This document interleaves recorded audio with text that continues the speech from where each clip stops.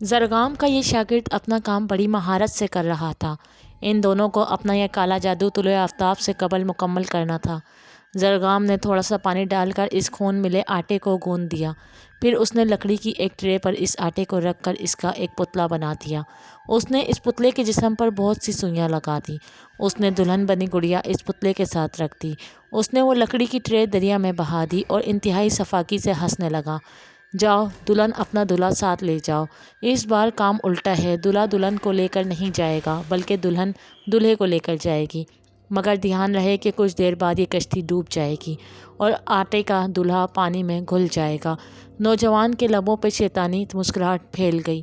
اس نے زرگام کے کندھے پہ ہاتھ رکھا۔ سر اپنا سامان سمیٹتے ہیں، سورج نکلنے والا ہے۔ ان دونوں نے اپنا سامان سمیٹا اور وہاں سے نکل گئے۔ اسامہ حسب معمول صبح کے 6 بجے واک کے لیے گھر سے نکلا۔ گھر کے قریب ہی ایک کھلا میدان تھا۔ واک کے بعد وہ میدان میں ورزش کرنے لگا۔ وہ خود میں غیر معمولی تبدیلی محسوس کر رہا تھا۔ سرچ کیے بغیر کچھ معلومات اس کے ذہن میں خود بخود جمع ہو گئی تھی۔ اس کا ذہن اسے مجبور کر رہا تھا کہ وہ ان سب حقائق پر یقین کرے۔ ایک رات میں وہ اسامہ نہیں رہا تھا۔ وہ یوگا کے انداز میں ہاتھوں کی انگلیوں اور پیروں کے پنجوں پر وزن ڈالتے ہوئے جھکا ہوا تھا۔ اچانک سے اس کا پھولا ہوا سانس بحال ہو گیا۔ اس کی جسمانی قوت بڑھ گئی۔ آنکھوں کی پتلی کا رنگ سیاہ سے نیلا ہو گیا۔ وہ سیدھا کھڑا ہو گیا۔ اس کا ذہن اپنے کسی ادھورے کام کی طرف مائل ہو گیا۔ وہ بے چینی سے اپنے ٹراؤزر کی جیبیں ٹٹولنے لگا۔ اس کے ہاتھ ایک چیز لگی۔ یہ کپڑے کا پاؤچ تھا۔ اس نے وہ باہر نکالا۔ اسے کھولا تو اس میں نگینوں سے جڑا ہوا پنجہ لگا تھا جس میں عقیق، نیلم اور یاقوت کے پتھروں کو باریک باریک زنجیروں میں جکڑا ہوا تھا۔ یہ زنجیریں ایک طرف ایک انگوٹھی سے منسوب تھیں جس میں زرکون لگا تھا اور دوسری طرف وہ ایک کڑے سے جڑی تھیں۔ اسامہ کے لیے وہ نئی چیزیں تھیں مگر اس کے ذہن میں اس چیز کی یادداشت موجود تھی۔ وہ اسے پہچانتا تھا۔ اس نے وہ پنجہ اپنے ہاتھ میں پہن لیا۔ گھر سے نکلتے ہوئے اس کے ٹراؤزر میں کوئی چیز نہیں تھی مگر اس وقت کا لمحہ بلمحہ بدل رہا تھا۔ اس نئی تبدیلی کے ساتھ ساتھ وہ اپنے موجود وقت سے بھی نہیں کٹا تھا مگر کوئی تھا جو اس کے ذہن میں داخل ہو کے اسے نئے راستے پر چلا رہا تھا۔ امارہ اپنے کلینک میں گمسم سی بیٹھی تھی۔ صبح کے 9 بج رہے تھے اس لیے وہ ابھی فارغ تھی۔ ابھی اس کے کلینک میں کوئی مریض نہیں تھا۔ وہ کسی گہری سوچ میں ڈوبی ہوئی تھی کہ فون کی بیل بجی۔ اس نے فون اٹھایا تو ظفر لائن پر تھا۔ کیسی ہو؟ ظفر نے پوچھا۔ بس ٹھیک ہوں، امارہ نے رندی ہوئی آواز میں کہا۔ ظفر نے ٹھنڈی آہ بھری۔ ہم ابھی تک کچھ بھی نہیں کر سکے۔ ابھی مل کر کچھ کرنے کا وقت ہے۔ اور ساحل کو کیا ہوا؟ امارہ نے پوچھا۔ تم تو سائیکیٹرسٹ ہو، تم اس کا علاج کر سکتی ہو، لیکن مسئلہ کیا ہے؟ ظفر نے امارہ کو ساری بات بتائی کہ کس طرح ساحل کو وشا نظر آئی۔ امارہ سب سن کر سخت پریشان ہو گئی۔ یہ تو بہت خطرناک بات ہے۔ ساحل کو تو سمجھایا جا سکتا ہے مگر وشا اس کا پیچھا اتنی آسانی سے نہیں چھوڑے گی۔ دوسرے لفظوں میں یہ کہ ساحل کی جان کو خطرہ ہے۔ ظفر بھی پریشان ہو گیا۔ اب ہمیں کیا کرنا چاہیے؟ فی الحال تو آپ ساحل کو میرے پاس بھیجیں، میں اسے سمجھا دوں، پھر دیکھتے ہیں کہ کیا کرنا چاہیے۔ مجھے بہت امید تھی کہ قیام ہماری مدد کرے گا مگر 50 لوگوں کی اموات کے بعد مجھے اس سے بھی کوئی امید نہیں رہی۔ ظفر نے امارہ کی بات کی تردید کی۔ یہ بہت پیچیدہ اور راز کی باتیں ہیں۔ ہم نہیں جان سکتے ہیں کہ قیام نے ایسا کیوں کیا۔ تم اس سے روحانی عمل کے ذریعے سے بات کرو۔ اس نے مجھے منع کیا تھا کہ اسے عمل سے بلانے کی کوشش نہ کی جائے۔ اس نے کہا تھا کہ جب ہمیں اس کی مدد کی ضرورت ہوگی وہ آ جائے گا، امارہ نے بتایا۔ ظفر نے اسے تسلی دی۔ خدا پر بھروسہ رکھو، وہ ضرور کسی نہ کسی کو مسیحا بنا کے بھیجے گا۔ ہم نے جو میڈیا کے ذریعے مدد کی اپیل کی ہے اس سے ہمیں فائدہ ضرور ہوگا۔ ہم قیام کے بارے میں کوئی اندازہ نہیں لگا سکتے کیونکہ وہ کوئی انسان نہیں، ہم ذات ہیں۔ ہماری سوچ اور ہمارا علم محدود ہے۔ امارہ نے لمبا سانس کھینچا۔ شاید میں زیادہ جذباتی ہو رہی ہوں۔ بہرحال ساحل والا مسئلہ تو پریشان کن ہے۔ آپ جتنی جلدی ہو سکے ساحل کو میرے پاس بھیجیں۔ ٹھیک ہے، میں آج ہی ساحل سے بات کرتا ہوں۔ ظفر نے فون بند کر دیا۔ ساحل اپنے کپڑے استری کر رہا تھا۔ ردا کالج جا چکی تھی۔ راحت ساحل کے پاس آئی۔ چھوڑو میں استری کرتی ہوں۔ ساحل نے بہت پیار سے ماں کا ہاتھ پیچھے کیا۔ میری پیاری امی جان، میں کر لوں گا، آپ میری جرابیں اور شوز نکال دیں۔ کہاں جا رہے ہو؟ راحت نے پوچھا۔ ایک جاب کے لیے اپلائی کیا ہے، اس کے انٹرویو کے لیے جا رہا ہوں۔ اور تمہاری CSS کی تیاری؟ وہ تیاری بھی ہوتی رہے گی۔ میرے لیے چھوٹی سی جاب بہت ضروری ہے جس سے میں گھر کا خرچہ بھی نکال سکوں اور پڑھائی کے لیے بھی وقت نکال سکوں۔ آپ بے فکر رہیں، پہلے جو بھی ہوا اس پر میرا بس نہیں تھا، میں CSS کی تیاری نہیں کر سکا مگر اب میں نے سوچ لیا ہے کہ کسی کے جانے سے زندگی ختم نہیں ہوتی۔ آپ اور ردا بھی میری ذمہ داری ہیں۔ میں پوری محنت سے اب CSS کی تیاری کروں گا۔ ساحل نے استری کی ہوئی پینٹ ہینگر پر لٹکاتے ہوئے کہا۔ راحت کی آنکھیں بھیگ گئی۔ اس نے ساحل کے سر پر شفقت سے ہاتھ پھیرا۔ خدا تمہیں کامیاب کرے۔ پھر وہ کمرے میں گئی اور وہاں سے تعویذ اٹھا کے لے آئی۔ اس نے تعویذ ساحل کے گلے میں ڈالا۔ تم سے میں نے کتنی بار کہا ہے کہ یہ تعویذ گلے میں پہن کے رکھو، خدا تمہیں ہر مصیبت سے بچائے گا۔ ساحل نے مسکراتے ہوئے ماں کی طرف دیکھا۔ نہ اتنا وہم کیا کریں، مجھے کچھ نہیں ہوگا، یہ کہہ کر ساحل دوبارہ اپنی شرٹ استری کرنے لگا۔ راحت گھر کے کاموں میں مصروف ہو گئی۔ ساحل کپڑے تبدیل کرنے لگا تو اس نے اپنے چہرے کو چھوا۔ اوہ، میں نے تو شیو کی ہی نہیں۔ اس نے کپڑے استری اسٹینڈ پر رکھے اور واش روم کی طرف بڑھا۔ اسے تعویذ کا خیال آیا۔ واش روم میں جانے سے پہلے کہیں تعویذ کی بے ادبی نہ ہو، اس خیال سے اس نے تعویذ گلے سے اتار کر استری اسٹینڈ پر رکھ دیا۔ اس نے شیو کی اور پھر کپڑے تبدیل کر لیے۔ پھر وہ تیزی سے اپنی موٹر بائیک کی طرف بڑھا۔ امی دروازہ بند کر لیں، مجھے دیر ہو رہی ہے، میں جا رہا ہوں۔ راحت بیٹے کی آواز سن کر سارے کام چھوڑ کر باہر آ گئی۔ ساحل جا چکا تھا، اللہ کے حوالے، یہ کہہ کر اس نے دروازہ بند کر دیا۔ تقریباً 20 منٹ کے بعد ساحل مین روڈ پر تھا جہاں خاصی ٹریفک تھی۔ اس کی موٹر بائیک بھی اب آہستہ چل رہی تھی۔ اس نے ہینڈل پر زور سے ہاتھ مارا۔ کیا مصیبت ہے، سارا وقت تو میرا یہیں لگ جائے گا، مجھے ذرا پہلے نکلنا چاہیے تھا۔ کچھ دیر بعد گاڑیوں کی بھیڑ ذرا کم ہوئی تو اس نے اپنی بائیک کی اسپیڈ دوبارہ تیز کر دی۔ نہ جانے کہاں سے اچانک سفید چادر اوڑھے ایک لڑکی ہاتھ کو لہراتی ہوئی اس کی بائیک کے آگے آ گئی۔ فاصلہ کم ہونے کی وجہ سے ساحل نے بمشکل بریک لگائی۔ ممکن تھا کہ بائیک اس لڑکی سے جا ٹکراتی۔ ساحل غصے میں بائیک سے اترا اور لڑکی پر برس پڑا۔ اندھی ہو یا مرنے کا شوق ہے، جانتی ہو جس طرح میں نے بریک لگائی ہے، یا میں مرتا یا تم۔ لڑکی کے ہاتھ میں دوائی کی بوتل تھی اور وہ مسلسل رو رہی تھی۔ اس نے دوا کی بوتل ساحل کو دکھائی اور گلوگیر لہجے میں بولی، میری ماں سخت بیمار ہے، اگر میں نے یہ دوا بروقت نہ پہنچائی تو وہ مر جائے گی۔ میں نے کتنے لوگوں کو روکنے کی کوشش کی مگر کوئی نہیں رکتا، دور دور تک کوئی راستہ بھی نہیں ملا۔ لڑکی نے روتے روتے ساحل کے آگے ہاتھ جوڑ لیے، میں آپ کی منت کرتی ہوں، آپ مجھے میرے گھر تک چھوڑ دیں۔ ساحل نے گھڑی دیکھی، مجھے تو انٹرویو کے لیے جانا ہے، مجھے دیر ہو جائے گی۔ آپ کو تو نوکری اور بھی مل جائے گی مگر مجھے میری ماں نہیں ملے گی۔ لڑکی نے پھر منت کی۔ ساحل نے ٹھنڈی آوری، اچھا آ جاؤ، بیٹھ جاؤ میرے ساتھ۔ ساحل نے بائیک اسٹارٹ کی تو لڑکی جلدی سے اس کے پیچھے بیٹھ گئی۔ ادھر راحت گھر کی چیزیں سمیٹ رہی تھی۔ اس نے استری اسٹینڈ سے کپڑے اٹھائے تو اس کی نظر تعویذ پر پڑی۔ اس نے تعویذ اٹھایا۔ یہ لڑکا کبھی میری بات سنجیدگی سے نہیں لیتا۔ میرے کہنے کے باوجود اس نے تعویذ اتار دیا۔ وہ تعویذ اٹھا کے اندر لے گئی۔ ساحل لڑکی کے بتائے ہوئے راستے پر چل رہا تھا مگر اس کا ذہن اس نوکری کی طرف ہی تھا۔ میں اب اس انٹرویو کے لیے نہیں پہنچ سکتا، نہ جانے ایسی نوکری دوبارہ ملے گی بھی یا نہیں۔ اس نے بیزاری سے راستے کی طرف دیکھا۔ اور کتنی دور ہے تمہارا گھر؟ بس نزدیک ہی ہے، آپ سیدھا جا کے دائیں طرف مڑ جائیں، لڑکی نے انتہائی معصومیت سے کہا۔ ساحل نے تشویش بھرے لہجے میں پوچھا، وہ سڑک تو قبرستان کی طرف جاتی ہے، کیوں، کیا ہوا، کیا قبرستان کے پاس لوگ نہیں رہتے؟ لڑکی نے ساحل کو خاموش کر دیا۔ ساحل سیدھا جا کے دائیں طرف مڑ گیا۔ تھوڑے ہی فاصلے کے بعد سڑک کے ساتھ ساتھ قبرستان کی دیوار شروع ہو گئی۔ لڑکی نے ساحل سے قبرستان کے داخلی دروازے کے قریب بائیک روکنے کے لیے کہا۔ ساحل نے بائیک روک دی۔ لڑکی بائیک سے اتری تو ساحل بھی بائیک سے اتر گیا۔ یہ تم قبرستان میں کہاں جا رہی ہو؟ گندمی رنگت والی دبلی پتلی سی وہ لڑکی 18 یا 19 سال کے لگ بھگ معلوم ہو رہی تھی۔ اس نے اپنی لمبی لمبی غزالی آنکھوں سے ساحل کی طرف دیکھا۔ اندر تو آؤ، میں تمہیں سب سمجھا دوں گی۔ ساحل کے من میں سوال اٹھ رہا تھا کہ ماں کی بیماری کو لے کر اس قدر بے چین اور گھبرائی ہوئی لڑکی میں اچانک تحمل کیسے آ گیا۔ اس لڑکی کی بات میں نہ جانے ایسا کیا تھا کہ ساحل اسے منع نہ کر سکا اور اس کے ساتھ ساتھ چل پڑا۔ وہ دونوں چھوٹے سے تنگ سے راستے پر چل رہے تھے۔ اس راستے کی دونوں طرف قبریں تھیں۔ اکثر قبرستان میں نہ کوئی شخص دکھائی دیتا ہے مگر اس قبرستان میں مکمل سناٹا تھا۔ دور دور تک سوائے ان دونوں کے کوئی دکھائی نہیں دے رہا تھا۔ یہ قبریں جو عبرت کی کہانیاں سناتی ہیں، کبھی ڈراتی ہیں، کبھی رلاتی ہیں، انسان کے غم سے نڈھال چور چور وہ وجود کو دنیا سے چھپا کے خود میں سمو لیتی ہیں۔ ساحل اپنے دھیان میں بول رہا تھا۔ لڑکی نے پلٹ کر پوچھا، تم بھی ڈرتے ہو ان قبروں سے؟ نہیں، میں نہیں ڈرتا۔ اچھا، آج پتہ چل جائے گا، لڑکی نے تمسخرانہ انداز میں کہا۔ کیا مطلب؟ لڑکی نے جواب دینے کے بجائے اپنی انگلی سے سامنے کی طرف اشارہ کیا۔ وہ سامنے کوٹھری دیکھ رہے ہو، وہی میرا گھر ہے۔ تمہارا بھائی یا والد گورگن ہوں گے، اس لیے تم لوگ قبرستان میں رہتے ہو، اور تم تو پریشان اور جلدی میں تھی، اب کیوں اتنا آہستہ چل رہی ہو؟ جا کے ماں کو دوا دو۔ لڑکی چلتے چلتے رک گئی۔ اس نے دوا کی بوتل ہوا میں اچھال دی۔ دوا کا تو بہانہ تھا، مجھے تو تم سے کسی کو ملوانا تھا۔ ساحل گھبرا سا گیا۔ کیا بکواس کر رہی ہو؟ اندر کوٹھری میں کوئی تمہارا بے چینی سے انتظار کر رہا ہے۔ ساحل کو تعویذ کا خیال آیا جو اس کے گلے میں نہیں تھا۔ وہ واپس پلٹنے لگا۔ مجھے کسی سے نہیں ملنا۔ اچانک وشا کی آواز اس کی سماعت سے ٹکرائی۔ کہاں جا رہے ہو؟ صرف ایک بار مجھے اپنی جھلک دکھا دو۔ ساحل نے پلٹ کر پیچھے دیکھا تو وہ آواز کوٹری کی طرف سے آ رہی تھی۔ وشا کی آواز نے ساحل کو بے چین کر دیا۔ اس پر عجب سا سحر طاری ہو گیا جس میں اس کے ذہن میں اسی وشا کا خیال ابھرنے لگا جو اسے چاہتی تھی۔ اس کے قدم بے خودی میں اس کوٹری کی طرف اٹھنے لگے۔ جو ہی ساحل کوٹری میں داخل ہوا جیسے اس کی سانسیں تھم گئی۔ اس پر دل کے احساسات کا فسوں چھا گیا۔ اس کی زندگی کی سب سے بڑی خواہش تکمیل کا روپ لیے اس کے سامنے بیٹھی تھی۔ وشا دلہن کے سرخ لباس میں ایک پرانی سی چارپائی پر اس کے سامنے بیٹھی تھی۔ وشا جو ہی ساحل کے منہ سے وشا کا نام نکلا کمرے کا ماحول کسی طلسم سے چند ہی ساتوں میں بدل گیا۔ مٹی کی کوٹری کسی شاندار کمرے میں تبدیل ہو گئی۔ وشا دلہن بنی مخملی بستر کے خوبصورت پلنگ پر بیٹھی تھی۔ ساحل نے محبوب نظروں سے اپنے لباس کی طرف دیکھا۔ اس کا لباس بھی تبدیل ہو چکا تھا۔ اس نے براؤن شیروانی اور چوڑی دار پاجامہ پہنا ہوا تھا۔ اس کے سر پر کلا تھا۔ یہ مبہم سی تبدیلی اس کی سماعت میں سرگوشیاں کر رہی تھی کہ آج اس کی اور وشا کی شادی ہے۔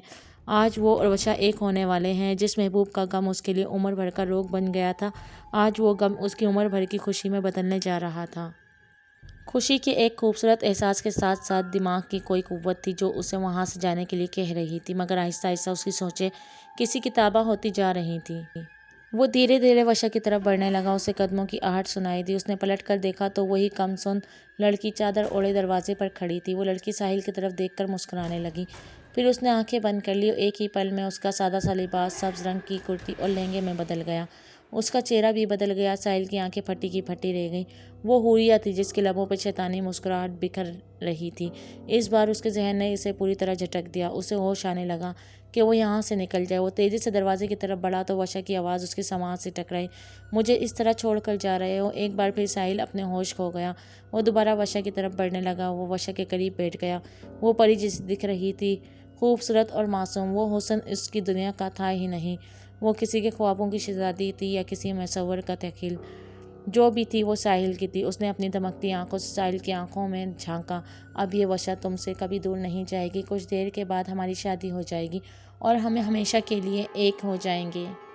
ساحل کی نظریں وشا کے چہرے پر ٹھہر گئی تھیں۔ خود پر رشک کرنے کو دل چاہ رہا تھا مگر کوئی شائبہ تھا جو دماغ میں کروٹیں بدل رہا تھا۔ ایسے سراپا حسن کا مالک بننے جا رہا تھا مگر خوشی کے اس احساس میں دبی چنگاریوں کو بھی محسوس کر رہا تھا۔ عجیب سا اضطرار تھا۔ وشا نے آنکھوں ہی آنکھوں میں حوریہ کو کوئی اشارہ کیا۔ حوریہ وہاں سے چلی گئی۔ کچھ دیر کے بعد وہ کاغذ کی سجی ہوئی پلیٹ میں ایک گہنا لے کر آئی۔ وہ مسکراتی ہوئی ساحل کی طرف بڑھی۔ وہ پلیٹ لے کر اس کے قریب بیٹھ گئی۔ اپنا ہاتھ اوپر کرو، میں تمہیں یہ گہنا پہنا دوں۔ وشا نے شرماتے ہوئے پلکیں جھکا دی۔ ساحل نے حوریہ سے موتی کے پھولوں کا گہنا پہن لیا۔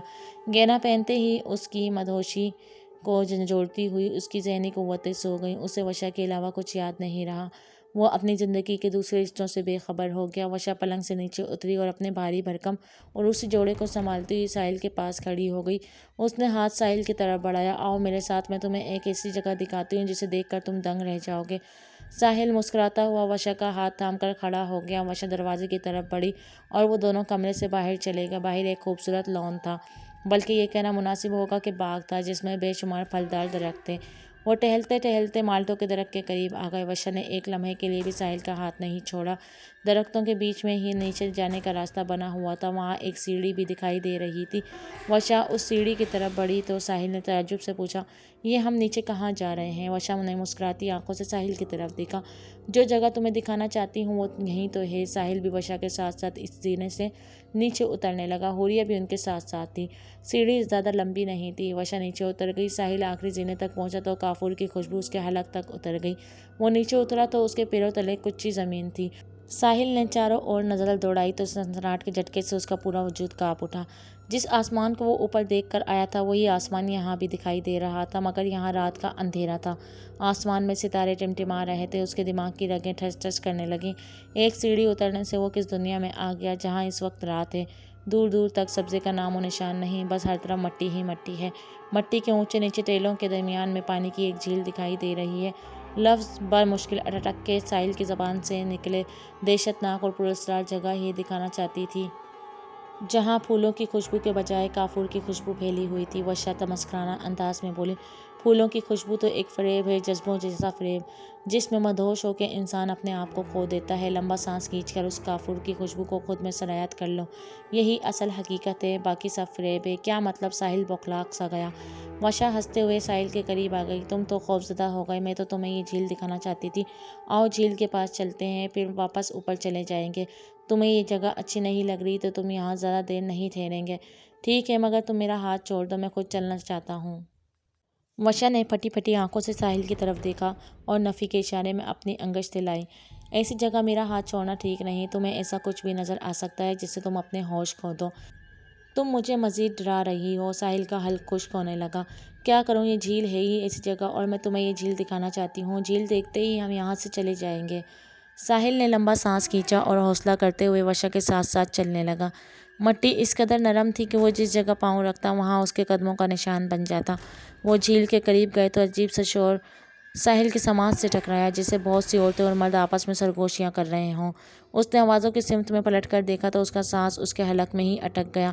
آنکھیں باہر کو ابل پڑی۔ سفید کفن میں بہت سے مرد اور عورتیں ہوا میں معلق ادھر ادھر اڑتے پھر رہے تھے۔ ان کے وجود غیر مرئی اور باطنی تھے۔ وہ کسی بھی کثیف چیز سے ہوا کی طرح گزر جاتے۔ ساحل کو جھلجھلیاں سی آنے لگی تھیں۔ اس کی روح کپ کپا رہی تھی۔ اس کی وجدانی لاشعور کی سوئی ہوئی قوتیں بھی دھیرے دھیرے جاگ رہی تھیں۔ وشا نے اس کے شانے پر ہاتھ رکھا۔ تم ادھر ادھر کیا دیکھ رہے ہو؟ سامنے جھیل کی طرف دیکھو جو تمہاری آنکھوں جیسی گہری ہے۔ ساحل نے کسی سہمے ہوئے بچے کی طرح فوراً ہی جھیل کی طرف دیکھنا شروع کر دیا۔ جھیل کا پانی شفاف اور چمکدار تھا۔ ساحل نے جھیل میں اپنا عکس دیکھا تو اس کے دماغ میں خطرے کی گھنٹیاں بجنے لگیں۔ ساحل نے کانپتی ہوئی آواز میں پوچھا، تم میرے شانے پر سر رکھے کھڑی ہو مگر جھیل میں تمہارے عکس کیوں نہیں دکھائی دے رہا؟ وشا تمسخرانہ انداز میں ہنسنے لگی، کیونکہ تم انسان ہو اور میں ہمزاد۔ فکر مت کرو، آج میں انسان اور ہمزاد کا یہ فرق ختم کر دوں گی۔ یہ کہہ کر وشا نے ساحل کو جھیل کی طرف دھکا دے دیا۔ ساحل چیختا ہوا گہری جھیل میں جا گرا۔ اسے تیراکی نہیں آتی تھی۔ جھیل کا گہرا پانی اسے نیچے کی طرف کھینچتا، مگر وہ کوشش کر کے بار بار پانی کی سطح پر آتا اور لمبے لمبے سانس لے کر موت سے لڑنے کی کوشش کرتا رہا۔ موت اور زندگی کی اس کشمکش میں ساحل نے دیکھا کہ ایک جوان وشا اور روریا کے ساتھ کھڑا ہے۔ وشا کی آواز ساحل کی سماعت سے ٹکرائی، خیام تم یہاں کیوں آئے ہو؟ جبکہ اس جوان کا چہرہ خیام کا نہیں تھا۔ ساحل بس اتنا ہی سن سکا، پھر وہ گہرے پانی کے آگے بے بس ہو گیا۔ جو ہی اس کے ہاتھ پاؤں بے جان ہوئے وہ پانی کی تہہ کی طرف گرتا چلا گیا۔ اس کی آنکھیں کھلی ہوئی تھیں، سانس کی جگہ منہ سے بلبلے نکل رہے تھے۔ وہ اپنی موت کو بالکل سامنے دیکھ رہا تھا۔ اسے خیال میں اپنی ماں جائے نماز پہ بیٹھی نظر آ رہی تھی۔ موت سامنے باہیں پھیلائے کھڑی تھی اور سماعت میں ردا اور ماں کی باتیں گونج رہی تھیں۔ وہ سوچ رہا تھا کہ ہاتھ سے پھسلتی زندگی کی دوڑ کو کیسے تھامے۔ شاید اب چند لمحوں کا فاصلہ تھا اس کی زندگی اور موت میں۔ اس کا جسم تیزی سے تہہ کی طرف گر رہا تھا۔ اچانک اس کا سر کسی سخت چیز سے ٹکرایا۔ ایک ساتھ میں ہی سب کچھ بدل گیا۔ وہ جھیل میں نہیں تھا۔ وہ جس جگہ پر تھا وہ تنگ سی جگہ تھی۔ اس کے چاروں طرف مٹی ہی مٹی تھی۔ اس نے اوپر کی طرف دیکھا تو معلوم ہوا کہ وہ کسی کھلی ہوئی قبر میں لیٹا ہے۔ اس کی کھلی ہوئی قبر کے دبانے پر وہی جوان کھڑا ہے جس کا ایک ہاتھ کٹا ہوا تھا۔ جوان نے اپنا دایاں ہاتھ ساحل کی طرف بڑھایا۔ ساحل بامشکل قبر سے باہر نکلا۔ وہ مبہوت نظروں سے چاروں طرف دیکھنے لگا۔ قبرستان میں سوائے اس کے اور اس جوان کے اور کوئی نہیں تھا۔ اس نے قبر کے قریب کوٹری کی طرف اشارہ کیا۔ وہاں کون رہتا ہے؟ جوان سینک پا کر بولا، اندر تمہاری دلہن بیٹھی ہے۔ اس کوٹری میں کوئی نہیں رہتا۔ ابھی تک تمہیں سمجھ نہیں آتی کہ تمہارے ساتھ کیا ہوا تھا۔ آؤ میں تمہیں تمہارا گھر چھوڑ آؤں۔ تم کون ہو؟ اسامہ۔ ساحل کا جسم نڈال تھا۔ اسامہ اسے سہارا دیتے ہوئے اپنی گاڑی تک لے گیا۔ میری موٹر بائیک؟ ساحل نیم گدودگی کی حالت میں بامشکل بولا۔ وہ میں منگوا لوں گا۔ تمہاری حالت ٹھیک نہیں ہے، تمہیں گاڑی میں ہی جانا ہوگا۔ یہ کہہ کر اسامہ نے اسے گاڑی کی پچھلی سیٹ پر لٹا دیا۔ اسامہ ساحل کے گھر پہنچا تو راحت نے دروازہ کھولا۔ کیا ہوا میرے بیٹے کو؟ بیٹے کو اس طرح اسامہ کے کندھے سے لٹکے ہوئے دیکھا تو وہ تڑپ کر رہ گئی۔ کچھ نہیں ہوا، بس غنودگی میں ہے۔ یہ کہہ کر اسامہ ساحل کو اس کے کمرے تک لے گیا۔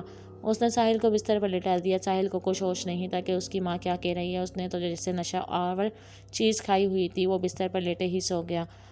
راحت کچھ بولنے لگی تو اسامہ نے اسے خاموش رہنے کا اشارہ کیا۔ وہ دونوں کمرے سے باہر آ گئے۔ راحت مسلسل رو رہی تھی۔ اس نے اسامہ کا بازو پکڑا۔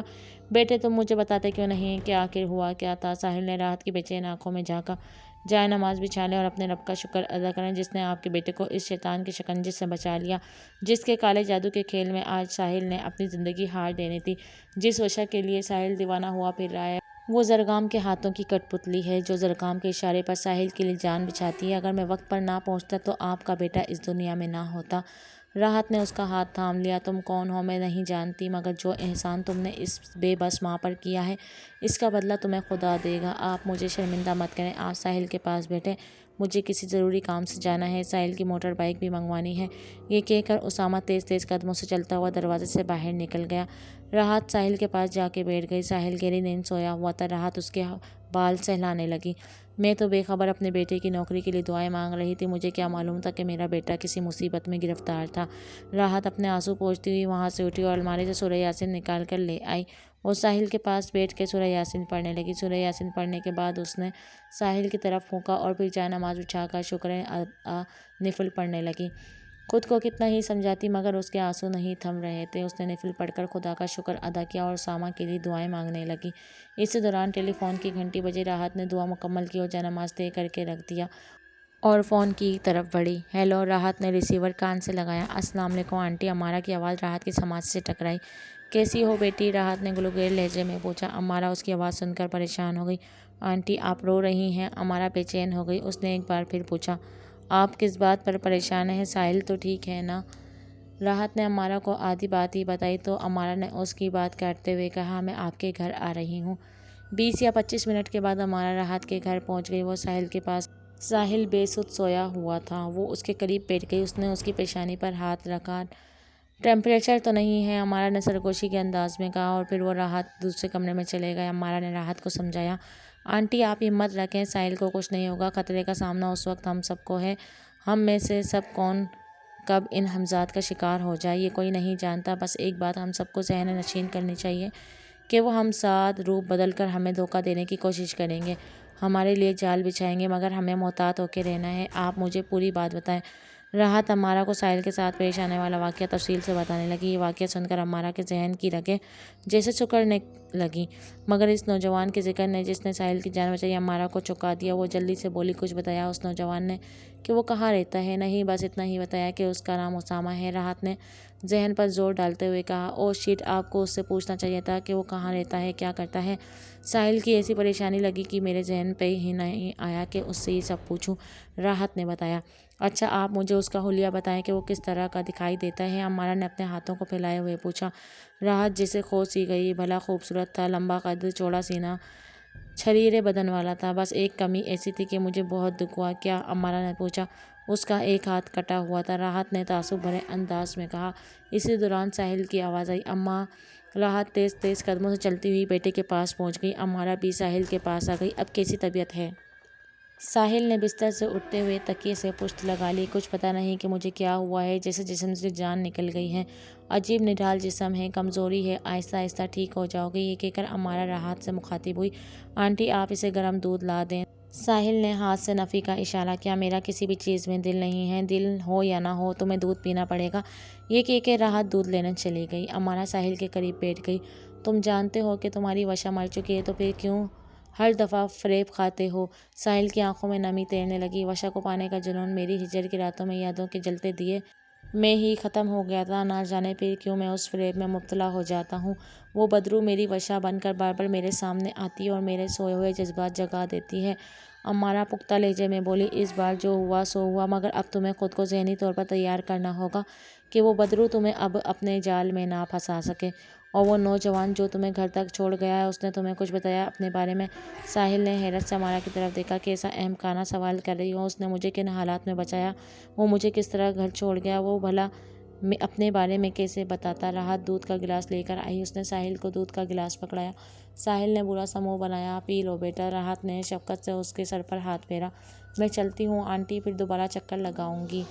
وہ اپنا ہینڈ بیگ اٹھا کر دروازے کی طرف بڑھی۔ ساحل کی آواز اس کی سماعت سے ٹکرائی، ایک بہت عجیب بات مجھے یاد آئی۔ امارہ ساحل کی طرف واپس پلٹی اور پوچھا، کیا؟ میں جس وقت زندگی اور موت کی کشمکش میں گہرے پانی میں غوطے لگا رہا تھا تو میں نے وشا کی آواز سنی۔ وہ کہہ رہی تھی، خیام تم یہاں کیوں آئے ہو؟ اس کے بعد میں پانی کی تہہ میں گرتا چلا گیا۔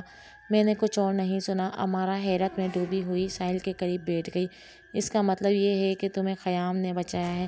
ساحل نے فوراً نفی میں سر ہلا دیا، نہیں، مجھے نہیں لگتا۔ اس نوجوان کے علاوہ وہاں اور کوئی نہیں تھا، یقیناً اس نے مجھے بچایا ہے۔ امارہ گہری سوچ میں گاڑی کی رنگ کو گھمانے لگی۔ اس کا مطلب ہے ساری صورتحال وہ نہیں ہے جو ہمیں نظر آ رہی ہے، کوئی گہری بات ہے جو چھپی ہوئی ہے۔ بہرحال میں اس جوان کا پتہ لگا لوں گی، اس سے مل کر ساری بات سمجھ آ جائے گا۔ امارہ یہ کہہ کر وہاں سے چلی گئی۔ عشاء کی اذان ہو رہی تھی۔ اسامہ گاڑی میں اپنے گھر کی طرف جا رہا تھا۔ وہ مسلسل صبح کے واقعے کے بارے میں سوچ رہا تھا کہ وہ کس طرح ساحل کی مدد کے لیے پہنچ گیا۔ وہ اس لڑکے سے پہلی بار ملا تھا، مگر وہ اس لڑکی کے بارے میں سب کچھ جانتا تھا۔ اس کا ذہن اسے 3 ویمپائرز کی جنگ پر اکسا رہا تھا۔ وہ ان بدروحوں کے بارے میں سب کچھ جانتا تھا اور ان لوگوں کو بھی جانتا تھا جو ان ہمزاد کے خلاف جنگ میں سرگرم ہیں۔ یہ سب کیسے ہو گیا؟ اس سوچ میں اس نے گاڑی مسجد کی طرف موڑ لی۔ اس نے باجماعت عشاء کی نماز ادا کی۔ نماز کے بعد کچھ دیر تک مولوی صاحب نے خطبہ دیا، پھر لوگ یک کے بعد دیگرے مسجد سے جانے لگے۔ دیکھتے ہی دیکھتے مسجد میں صرف امام صاحب اور اسامہ ہی رہ گئے۔ سب نمازی چلے گئے۔ اسامہ سر جھکائے بیٹھا تھا۔ امام صاحب نے اس کی طرف دیکھا اور دھیمے سے لہجے میں گویا ہوئے، کیا بات ہے بیٹا، کوئی پریشانی ہے؟ اسامہ نے امام صاحب کی طرف دیکھا اور اپنی جگہ سے اٹھ کر ان کے پاس جا بیٹھا۔ آپ کو کیسے پتہ چلا کہ میں پریشان ہوں؟ اسامہ نے پوچھا۔ بزرگ مولوی صاحب مسکراتے ہوئے تسبیح پھیرنے لگے۔ انسان جب زیادہ پریشان ہو جاتا ہے تو خدا کو ہی یاد کرتا ہے۔ اس کے حضور اس وقت تک سر جھکائے بیٹھا رہتا ہے جب تک پروردگار اس پریشانی سے نپٹنے کا حوصلہ اس کے دل میں پیدا نہیں کرتا۔ اسامہ خاموشی سے مولوی صاحب کی باتیں سنتا رہا، پھر اس نے مولوی صاحب کے پرنور چہرے کی طرف دیکھا۔ شاید پروردگار نے ہی میرا دل میں یہ خیال پیدا کیا ہے کہ میں آپ سے کچھ سوال کروں جو میری پریشانی کا سبب ہیں۔ ضرور بیٹا، جو پوچھا، میرے علم کی جتنی وسعت ہوگی میں تمہارے سوال کا جواب دوں گا۔ مولوی صاحب نے اس بات میں سر ہلایا۔ اسامہ کچھ دیر خاموش رہا، پھر اس نے پوچھا، آپ کیا کالے جادو پر یقین ہے؟ مولوی صاحب نے بلا تعامل اس بات میں سر ہلایا۔ ہاں، جادو ایک حقیقت ہے۔ جادو ٹونے یہ سب شیطان کے ہی پھیلائے ہوئے جال ہیں۔ کالا جادو کرنے والا اور کروانے والا دونوں ہی بدکار ہیں۔ ایسے لوگوں کے دل و سکون شیطان کے قابو میں ہوتے ہیں، پھر وہی کچھ کرتے ہیں جو ان سے شیطان کرانا چاہتا ہے۔ بری راہ میں پڑنے کی وجہ سے وہ لوگ نماز اور قرآن پاک سے دور ہو جاتے ہیں، جبکہ نماز اور قرآن پاک ہی انسان کے دل و دماغ کو وہ تقویت دیتا ہے جس سے انسان شیطانی حملوں سے بچا رہے۔ مگر تم کیوں پوچھ رہے ہو؟ کیا تم پر بھی کسی نے جادو کیا ہے؟ مولوی صاحب نے پوچھا۔ اسامہ اصل موضوع کی طرف آ گیا۔ آپ آرٹ گیلری میں ہونے والے حادثے کے متعلق تو جانتے ہوں گے اور اس حادثے کے بعد شہر میں پھیلی ہوئی سنسنی خبریں بھی سنی ہوں گی۔ مولوی صاحب نے آنکھیں بند کر کے اس بات میں سر ہلایا۔ ہاں، جانتا ہوں۔ پولیس کے کہنے کے مطابق وہ سب کچھ دہشت گردوں نے کیا ہے، مگر کچھ لوگوں کا کہنا ہے کہ یہ سب اموات کالے جادو کے تحت ہوئی ہے جس کا ذمہ دار ایک ہمزاد ہے۔ اسامہ نے بے چینی سے کہا، دونوں میں سے کوئی بات بھی ہو سکتی ہے، مگر دوسری بات کو نظر انداز نہیں کیا جا سکتا۔ اس خیال کو محض وہم یا تو ہمات پرستی نہیں کہا جا سکتا، کیونکہ شیطان ہمزاد کچھ بھی کر سکتا ہے۔ مولوی صاحب نے معنی خیز لہجے میں کہا۔ اسامہ کے ذہن میں سوچوں کی گرہیں دھیرے دھیرے کھل رہی تھیں اور الفاظ پھسل پھسل کر اس کے منہ سے باہر نکل رہے تھے۔ مولوی صاحب، میں اپنے اندر ایک عجیب سی تبدیلی محسوس کر رہا ہوں، جیسے میرے اندر کوئی دوسرا انسان آ بسا ہو۔ شہر میں ہونے والے پراسرار واقعات میرے لیے محض ایک خبر کی طرح ہی تھے، مگر اب میری سوچوں کا مرکز بن گئے ہیں۔ کبھی کبھی میں ایک ہی وقت میں 2 لوگوں کی طرح سوچتا ہوں۔ مولوی صاحب ہنسنے لگے۔ میاں، یہ تو معمولی سی بات ہے جسے تم مخواہ مخواہ اپنے اوپر حاوی کر رہے ہو۔ انسان تو ازل ہی سے دوہری سوچ کا مالک ہے، کیونکہ اس کے 2 روپ ہوتے ہیں۔ اگر ایک نفس اسے اچائی کی طرف مائل کرتا ہے تو دوسرا نفس اسے برائی کی طرف مائل کرتا ہے۔ اسامہ نے بے قراری سے سر کو جھٹکا۔ مولوی صاحب، آپ میری پوری بات تو سنیں۔ مجھے ایسا لگتا ہے جیسے کسی نے میری میموری میں وہ تمام یادداشتیں ڈال دی ہیں جو میری نہیں ہیں۔ میں ان تمام جگہوں کے بارے میں جانتا ہوں جو میں نے نہیں دیکھی، ان تمام لوگوں کے بارے میں جانتا ہوں جنہیں میں نے پہلے کبھی نہیں دیکھا، جیسے میرے جسم میں کسی اور کی روح سرایت کر گئی ہے۔ مولوی صاحب نے محبوط نظروں سے اسامہ کی طرف دیکھا۔ ان لوگوں کو ان جگہوں کا تعلق کس سے ہے؟